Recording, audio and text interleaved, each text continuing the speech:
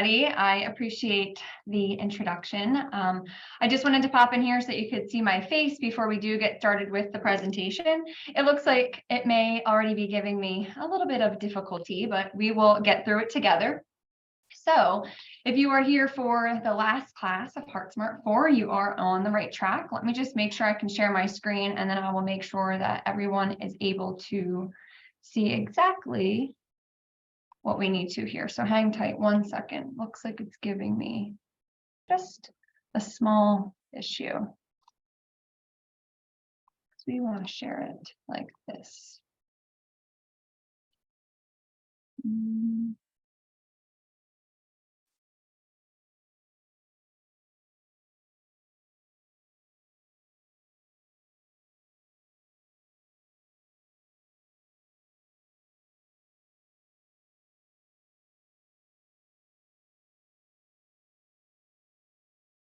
All right, sorry everybody. Let me share this one more time. Looks like it's not letting me capture my screen. Let's try it this way and we'll make it big. Is everybody able to see this? You can just give me like a thumbs up or something. John, can you see this? Okay. All right, very good. So today we're going to talk all about HeartSmart class number 4. You made it to the end, so congrats. That means you've made through 3 classes already. We're going to talk today just about stress, depression, and heart disease, what that looks like, how it impacts the heart. For those of you that don't know me, which is many of you, I am relatively new here, maybe not so new anymore, but I've taken over Nick Tennant's position as the Gator Care Wellness Coordinator. So I'll work on all things Florida Blue, Better You Strides, definitely program design and development here with employee wellness. I am a certified health coach, and I've been health coaching for about 10 years now. I'm also a certified personal trainer, and I'm a pet mom that helps with stress relief. So I wanted to share that, but I'm also a kickboxing enthusiast. So if you can't find me building a program out for wellness, you could find me at the gym. So just a little bit about me. I thought it would be fun for us to start out today's session with just a mindfulness activity, an ability for you to kind of take a tour through your body, just get grounded. As a health coach, I do encourage a lot of my clients to start sessions like this, major meetings, maybe before they have to go into something that does cause them stress. And for this particular mindfulness activity, we're going to use it as a grounding exercise. And basically, it's just to tour through your body to bring attention and awareness to each individual part. Some of the benefits of this, which hopefully you can implement and utilize as we get to the end here, would be to increase some self-awareness, to decrease some tension. We often hold it up here in our shoulders, especially if we're stressed, and just do a quick check-in and give us an opportunity to recalibrate and really just stay focused and attentive to this session today. The last thing here that's really important is it allows us, all of us, maybe active thinkers or overthinkers, overanalyzers, multitaskers, to really get out of our thought process and back into our feelings. So let's see if this is going to let me share a different screen, because I would like to, let's see if you guys can see what I'm saying, do this through a recording option. So I'm going to play this. If you can't hear it, we'll make it work, but let's give it a go. So this one's called the body scan.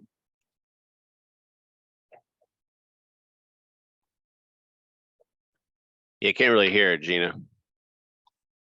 You guys can't hear that? No? Let me see if I can make it loud. If not, I can definitely do it on my own. No? No, you might have to enable sharing audio, but if you want to just walk us through it, that might be more practical. Yeah, so I wanted to share this particular application. I'm going to share it with you at the end too. And it's just maybe an opportunity for you not to hear my voice and for you to do it with somebody else. This is a hands-on application, and it's just a body scan. So essentially what he's going to be asking us to do is sit upright in a nice chair, comfortable chair, or you could even do this through standing. And we're just going to take a second here to just pause and to just breathe. And really, if you want to close your eyes, you're invited to do that. But what we'll do is just sit nice and upright in a chair, put your feet nice and flat on the floor, and we'll do this together. So you can do this, like I said, from a chair position, from a standing position, but I want you to just bring some awareness to your feet, right? What does it feel like? Do your feet feel heavy? Do they feel like your shoes are too tight? Are they numb, right? Does it feel comfortable in your shoe? So just bringing awareness. Maybe you wiggle the toes just a little bit, but just bringing some insight into the lower half of the body. Now we're going to start by working our way up. So maybe we, flex the calf muscle, or we go ahead and grasp the calf muscle. How does that feel? Does it feel tight? Does it feel tense? Right?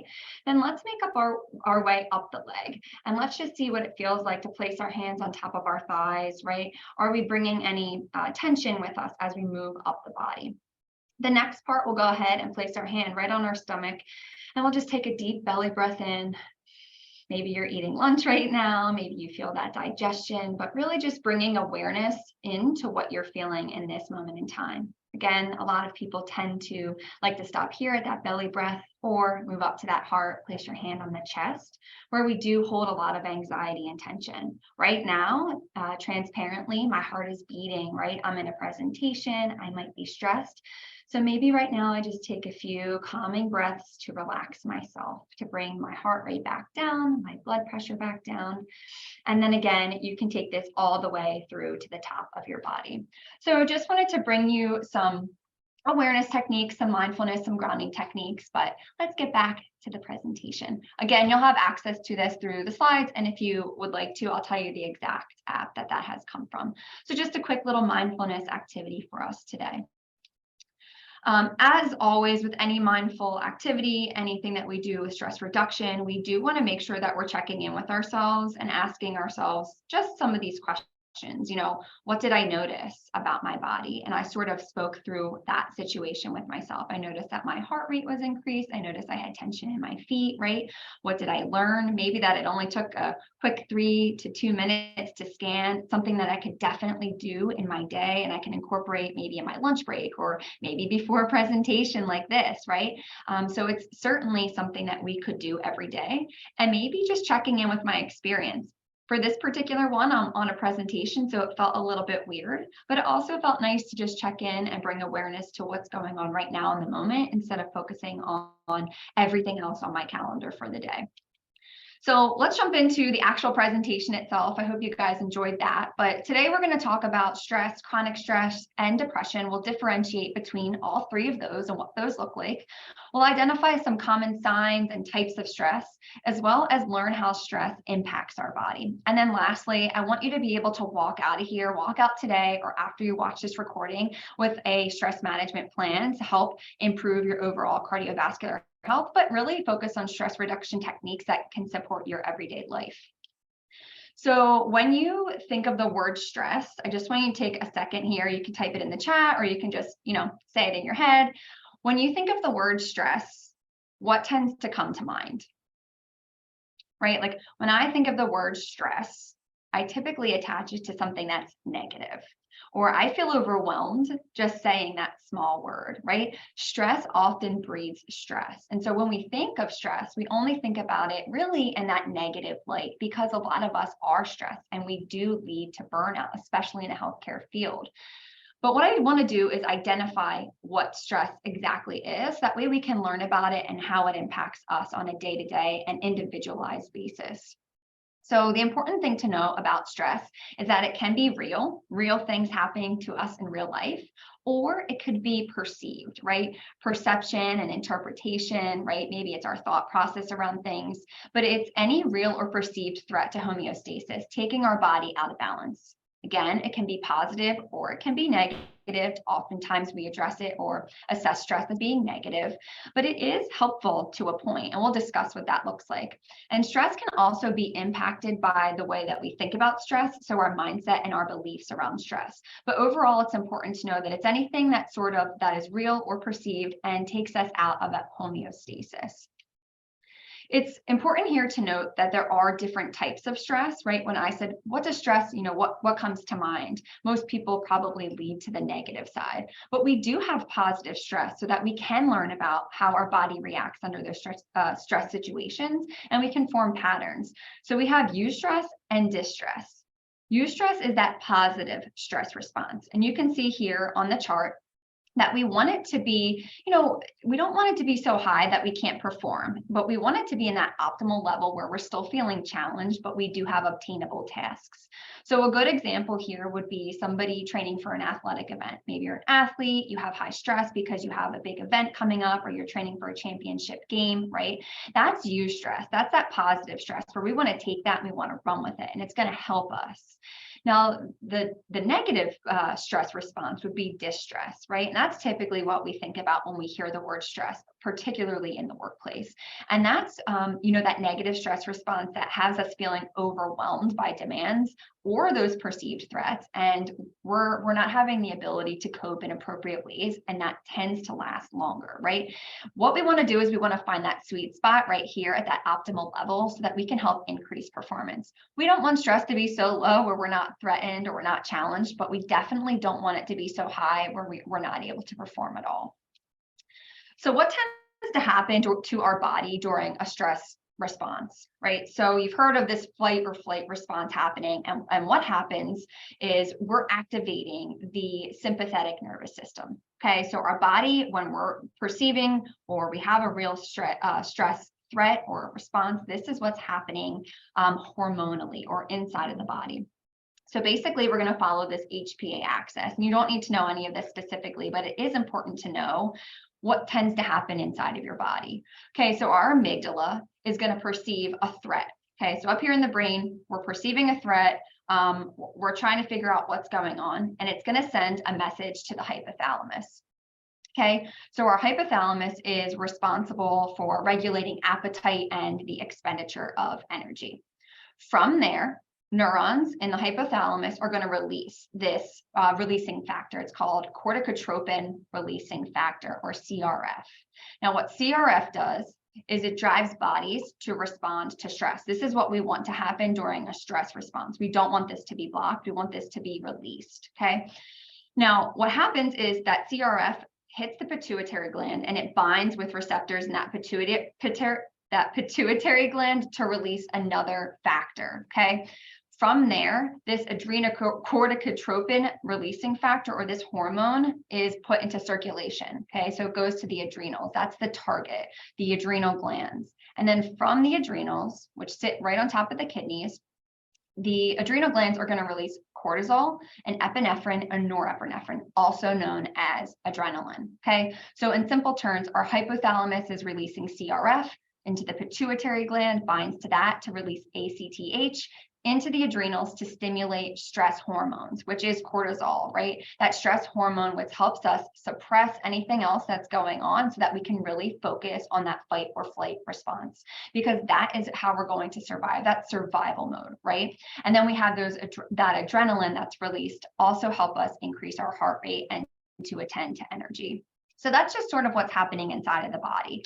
But this is what it might look like or feel like to you on the outside. Right? So what happens during stress? We might have increased cardiac reactivity. And for purposes of this presentation, right, that's something we want to pay attention to. Our heart rate is increasing, our blood pressure increases, which could put us at risk for any cardiac event. Our muscles might tense because we're moving energy from the center of our body, that rest and digest, that parasympathetic nervous system, out so that we can get ready to fight or flight, right? So we might feel tension in our upper body or in other muscle areas. And then again, we're going to shift that energy source from being able to do immune responses, digestive systems, right, all the way into this sympathetic nervous system, where we're just going to be in fight or flight mode. It's important to recognize that everybody has a stress response, and they should have a stress response, but they may react differently to different types of stress, or even in similar opportunities of stress, they may react differently. So I like to use an example such as like swimming with sharks, right? Maybe you are a shark diver and your stress response is not the same as maybe just a normal beach goer, right? You may respond differently to that type of threat that if you were a trained professional or if you had experience with that type of stressor before. What happens during the stress response, we have to reach a point where the threat is eliminated. And when that threat is eliminated, we should be able to recover and go right back to homeostasis. Now, it's not going to happen in seconds. It might take minutes or hours. But what happens is we should return back to baseline. If we're unable to return back to baseline within that minute to hour time frame, that's typically when our body is hitting chronic stress points. And that's chronic stress that is persistent. Okay. So let's just use a fun example just so you can get an idea of what may be happening inside of your body and what that looks like. So we'll use an example of a caveman, right? He's hunting and gathering. He's super hungry. All he's focused on is catching this fish. He finally catches this fish and he is super excited. He runs back to the cave and he cooks this right over top of the fire. It smells so good. The aromas are going out. His digestive system is ready for him, to eat this fish. He hasn't eaten in a while. And so he takes the first bite and he swallows, and that's in his belly and he feels good. But what he doesn't know is that there's a bear, a threat, stress around the corner about to approach, because he smells the aroma and he wants to be able to have that food too. So that bear starts to approach this caveman. And I want you to put yourself in the shoes of this caveman, right? How do you feel? What does it look like? How does your body respond? Well, let's go through this together. So we definitely have an increased heart rate, right? My blood pressure goes up. My heart is beating out of my chest. I feel scared, right? I'm looking this bear straight in the eyes. My glucose increases because I need energy. I need a signal that I need to get out of here, and I need my body to be able to do what it needs to do during this fight or flight response.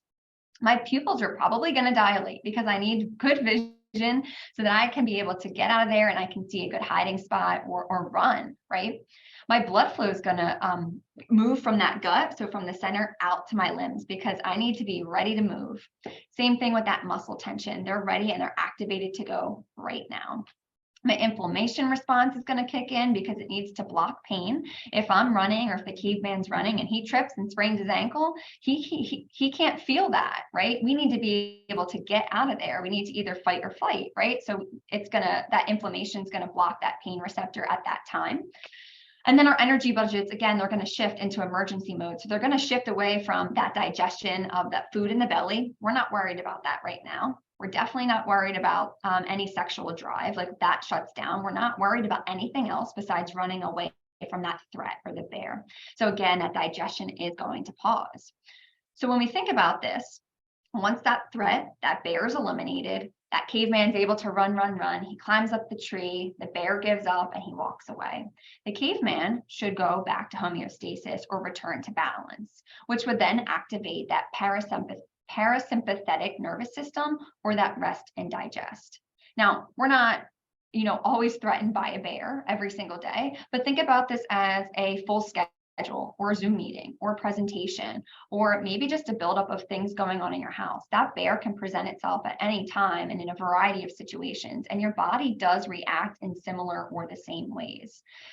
Now, if you can't return back to homeostasis or balance, you can't climb up that tree and bring yourself back down to earth, right? Or bring yourself back down to lowering your heart rate, lowering your blood pressure, activating the parasympathetic. That's when we're going to lean into chronic stress. So this is just that persistent state of fight or flight. And what happens is we learn to adapt to that, right? And our stress response is sort of lengthened, and we're adapting to longer periods of stress, and it's becoming normal for our body. Our body's sort of learning that. And again, that's going to reduce our immune response. It's going to increase our muscle tension. You're going to feel that in your back or in your legs or in the top, right? You're going to see your shoulders really tense up, and we're going to have increased blood pressure. You'll see chronic stress affect a variety of systems in your body. The nervous system, we're activating that fight or flight response. We just talked about that. Musculoskeletal system with the muscle tension. Your respiratory system, shortness of breath. Your cardiovascular system, super important for today because we have elevated blood pressure and heart rate. Our endocrine system, releasing those stress hormones. Our digestive system is disrupted. Our reproductive system is disrupted. And even our brain starts to alter and with the focus and our mood. So when we think of stress, right, we talked all about this, and it doesn't have to be the big, hairy, scary bear, that big example, but it's a great way for you to kind of realize what's happening inside of your body when we have those real or perceived threats. But stress does increase cortisol levels, which can impact weight or weight management. So when we're overweight, or if we are identified as overweight or diagnosed with obesity or something like that, our heart actually has to work harder to pump blood and oxygen into the body. So this is putting a strain on our heart right away. But what happens, like I said, our cortisol levels increase here, and that increases cravings. Okay, we have cravings and appetite that increases with cortisol increase. And it also increases the accumulation of fat for that adipose tissue around the belly area, which is an indicator of your BMI or being overweight. If you've ever gotten a screening, if you've gotten a physical exam, something like that, you'll see that they take your waist measurements. So with high cortisol levels, you'll see that rise up, okay? And it does impact our ability to burn calories. So we're burning fewer calories as well. So that's how stress in a small way with that cortisol level is impacting our ability to lose weight or to maintain weight.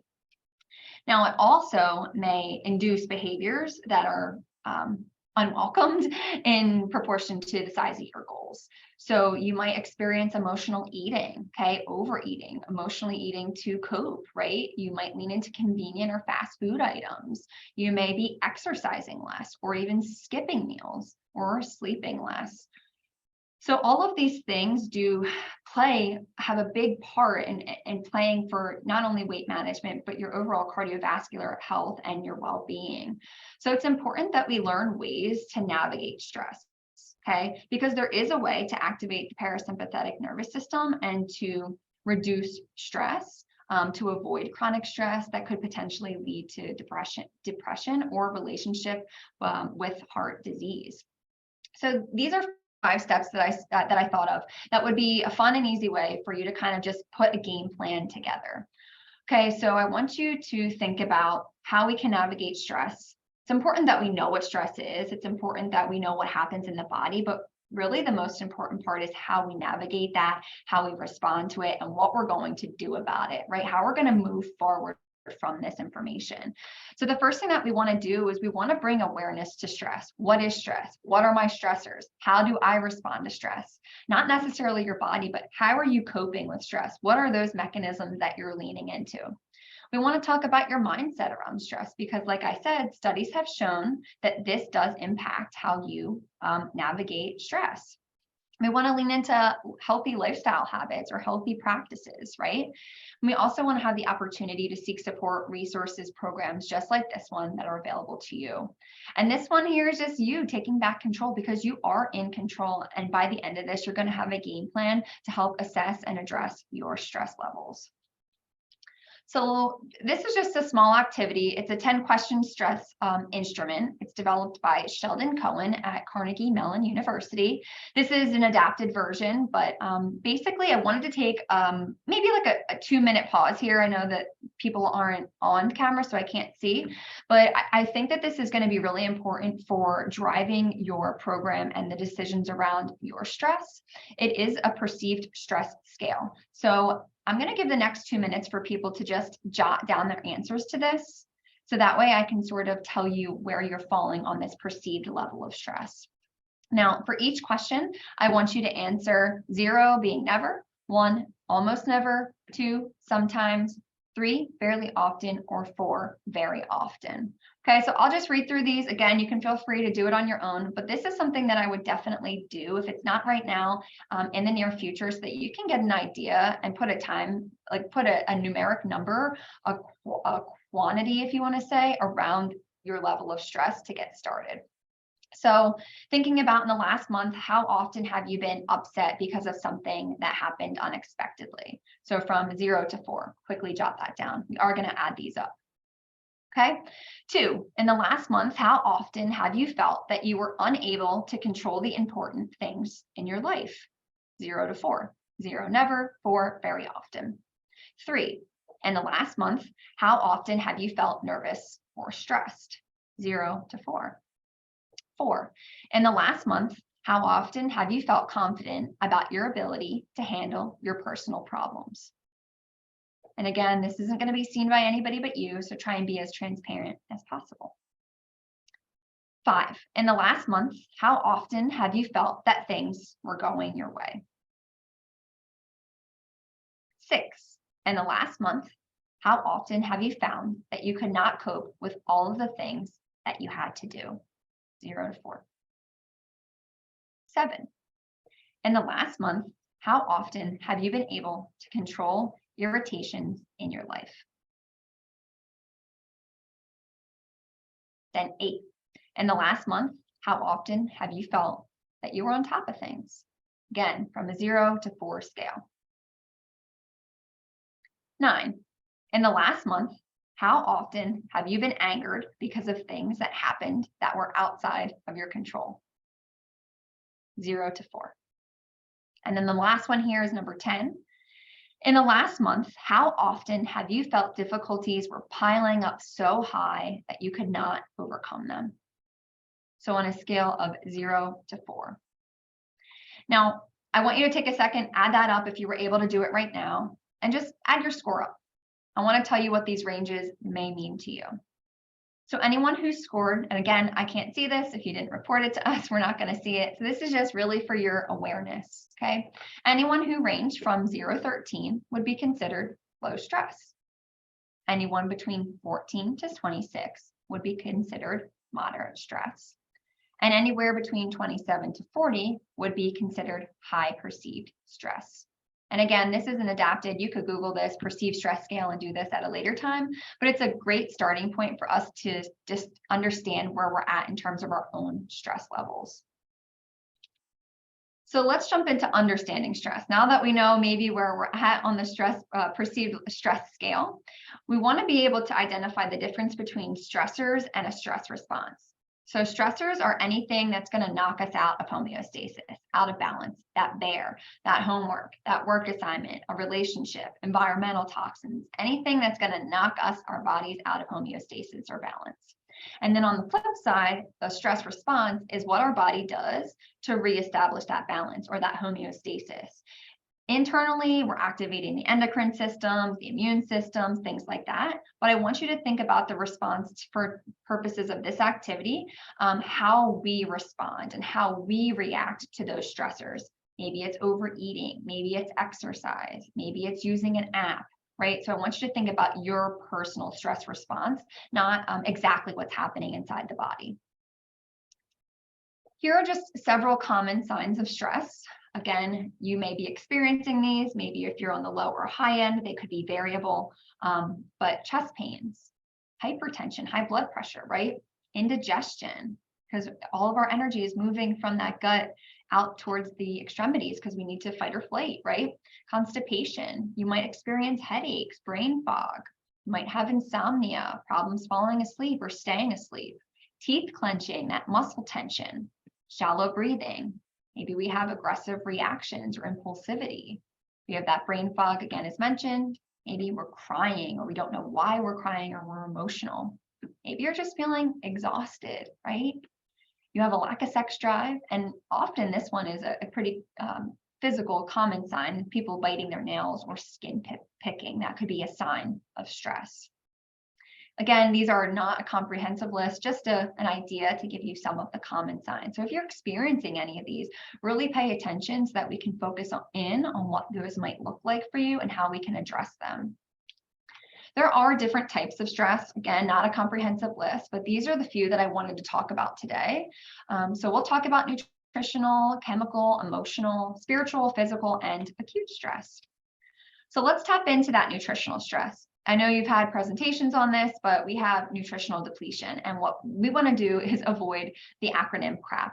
That's basically carbonated beverages, refined sugars, sweeteners, artificial things, alcohols, and processed foods. So we want to make sure that we do all these things to fuel our body so that our body can do a healthy stress response. We also have chemical stress, which might be outside of your control. So let's say, for example, you live near the city or a factory that has air pollution.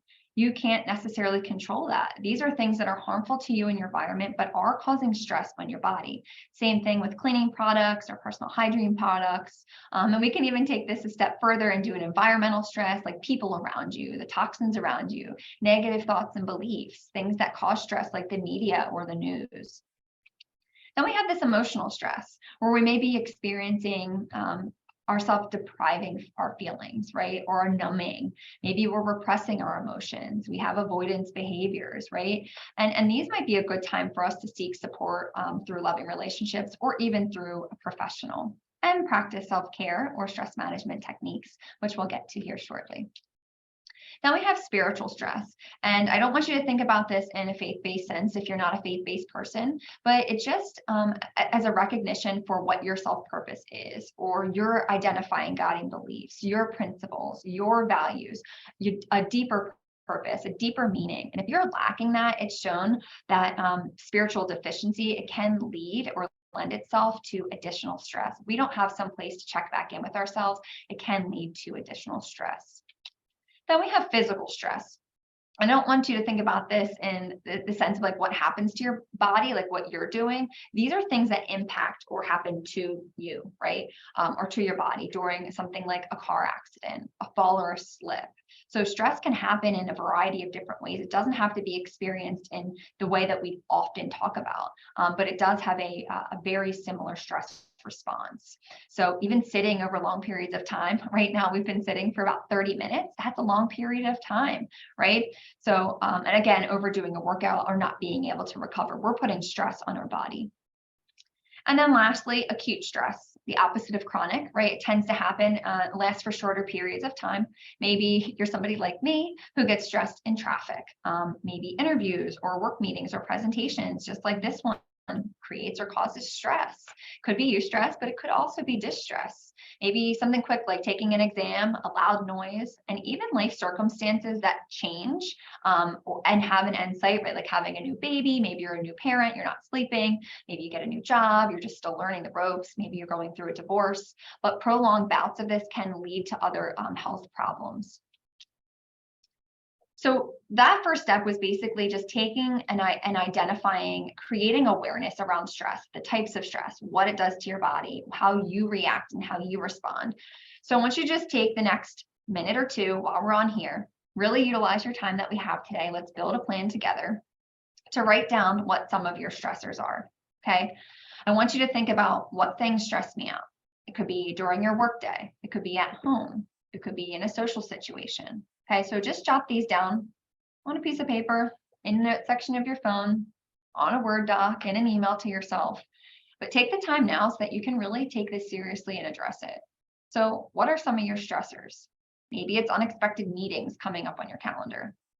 What does that look like for you, right? What does that look like? What happens in your body? So I'll use myself, for example. Maybe my stressor is this presentation, right? It looks like my heart rate increasing. I have tension in my muscles. It feels like a pit in my stomach. My heart is beating out of my chest, right? I notice that I'm a little fidgety, right? And maybe I react by picking my nails. So I just want you to kind of go through what that would look like for you. And on this side, it says, what do I do, right? I eat to calm down or soothe. I didn't do that today, but some people do, right? Maybe I speak quickly. Definitely a part of the presentation, you've heard me speak quickly. Some people cope with drinking alcohol or smoking, right? Maybe they're rushing around. Maybe they slow down instead, but these are just some common takes on what people tend to do. So I really want you to think about, how does it impact you? What are your stressors and how does it impact you? And again, you'll get this slideshow so you can go through it again, but if you have the time right now, you might as well take advantage. So I mentioned earlier that your mindset on stress or your beliefs on stress impacts stress. So I want you to think about these two different quotes, comments, right? Number one being stress is harmful and should be avoided, reduced, and managed. Okay. Or number two, stress is helpful and should be accepted, utilized, and embraced. Now I want you to just think about where you're at. You can type it in the chat. You could put on a piece of paper. You could just say it out loud to yourself. Are you a 1 or are you identifying with number 2 right now? 1 or 2. And there isn't a right or wrong answer here. We just want to, create awareness around your mindset around stress and how that may be potentially impacting the way that you cope or deal with stress. So if you're thinking that number 1, stress is harmful and it should be avoided, I want it gone, I want to get rid of it, maybe I even avoid talking about it or thinking about it, people tend to lean into stress releasing techniques. Okay, something like coping with alcohol, right? Maybe it's more harmful than it is good. Okay, but people who view number two, stress is helpful and should be accepted, utilized, and embraced, often lean into tackling stress. Okay, so ways to help them cope, to help them thrive, to help them learn, to help them grow, sort of like taking your toolbox and taking a bunch of strategies out of it. Where this one here is maybe leaning into emotional eating, drinking, coping mechanisms like that. So we want to be able to identify where we're at right now and where we want to go and how that could potentially impact our response to stress. Again, I'm sure you guys have talked about this all throughout your presentations in that Heart Smart program, but you can address stress through healthy habits, healthy lifestyle changes, behavior changes, right? Regular activity. The CDC recommends, or the physical activity guidelines for Americans is recommending up to 150 minutes of exercise. Maybe it's just getting 10 quick minutes in here or there. Utilizing relaxation techniques, making sure that you take care of your sleep. 7 to 9 hours is the recommended amount of sleep. Anything less is technically considered sleep deprivation, which in turn, if you are deprived from sleep, it can increase your insulin resistance, and it can make you hungrier the next day, which we don't want for weight management, right? We want to be able to manage our stress utilizing stress management techniques, because stress causes short spikes in our blood pressure, right? And if we're not coping with that stress, it's going to stay elevated. It's something that we want to avoid, especially with cardiovascular health. We want to reduce excess alcohol intake. Recommendation would be 1 drink for women, 2 drinks per men a day. If anything is over that, right, we may want to take a look at what that looks like and how that's impacting our body. Same thing with tobacco use. When we're smoking or utilizing nicotine, it raises our blood pressure, which again, we want to make sure that we're not doing, especially with cardiovascular wellness. And then this last one right here is just medical adherence, making sure that you're measuring your blood pressure. Most of you, if not all of you, have been gifted a blood pressure monitor, making sure that you are aware of what your normal range looks like and what that looks like for you, okay? Adhering to your medications or your doctor's recommendations around your lifestyle modifications and own personal program. So we have stress awareness. We talked about your mindset on stress. We talked about healthy habits, right? We also have social support and what that looks like. We have a ton of supports here at Employee Wellness, but you have a ton of people in your life as well that can help you out. So definitely lean into them and community resources. I had a few other mindfulness activities, but we'll skip those for purposes of today's presentation, and we'll jump right into the depression. And I want to be able to differentiate depression from chronic stress. Although chronic stress can contribute to depression, depression is a medical diagnosis. It's major depressive disorder, okay, by the DSM-5. It is a common and serious medical illness that affects how you feel, the way you think, and how you act. Okay, they can range from mild to severe, the symptoms, but they typically are lasting greater than 2 weeks. And again, a medical professional will need to diagnose this. But if you are experiencing any of these symptoms, you might want to consult with a medical professional or gain some support. Maybe you're feeling sad or depressed. You have changes in your appetite or your weight loss unrelated to anything dieting. You have trouble sleeping, right? Or the extreme thoughts of death, suicide, or harm to others. For heart disease or coronary artery disease, there is a two-way relationship. So depression predicts the development of heart disease. We see here that there's a 64% greater risk of people developing heart disease who do have depression, as well as on the flip side, there's an increased risk for mental health disorders after experiencing a cardiac event. And this is information from the CDC that you can certainly check out. Now, when to seek help would definitely be when you feel that your symptoms are interfering or impacting with your ability to perform your job or your quality of life. And any of these listed below, maybe you have intrusive thoughts, impulsivity, right? You have alcohol or drug abuse. And then lastly, this one here, thoughts of death, suicide, or harm to others. So definitely want to make sure that we know who our professionals are and how we can reach them.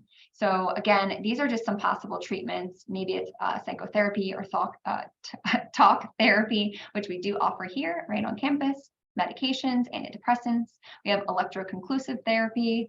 We have transcranial magnetic stimulations. And these last two are really more as a resort if the first two are not helping. And then again, you have control. You have the ability to take some help on your own by incorporating those healthy lifestyle habits discussed. Some help resources or mental health resources that you do have available are the CHAMP Center here on campus.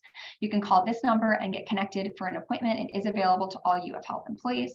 We have guidance resources here, Talkspace for Gator Care members. We here at Employee Wellness, myself included as a health coach, we run programs. And then here are a ton of free apps that you can also lean into. The How We Feel app are the ones that I started that mindfulness technique with, so definitely check that out. We're not going to have time to run through the stress management plan today, but I will make sure that I send this over your way. You've been able to identify some of your stressors, what stress does, how that looks in the body, but I want you to consider some of these questions. And again, these will be sent to you at the end. So if you want to take a screenshot, this will really give you a good idea of how you can identify your stress, where to go from here, and what supports you may need to support your overall health and well-being. Now, the last thing I want to give to you all is, if you took anything from this, I want you to stop and combat stress, right? Especially taking care of your health, your wellness. I made this up, so it could be a little bit wonky, but I think that it's helpful. So we're going to stand and we're going to still our breath, tune into our body, observe our physical responses, practice and employ our strategies, or we can combat stress by calming our breath and stilling our body, opening up our own toolbox of resources, managing our immediate responses, what we may want to do, being present in the moment, attending to our feelings and our emotions, and tackling strategies again tackling our stress with those strategies, tools, and supports.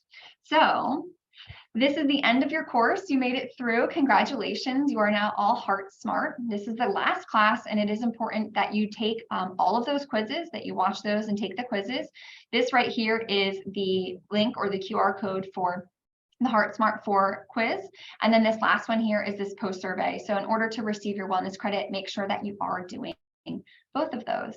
And again, I will make sure that I send this slide deck out with any additional resources, a link for these assessments, as well as health coaching if you are interested. But that is all I have for today, and I thank you all for your time.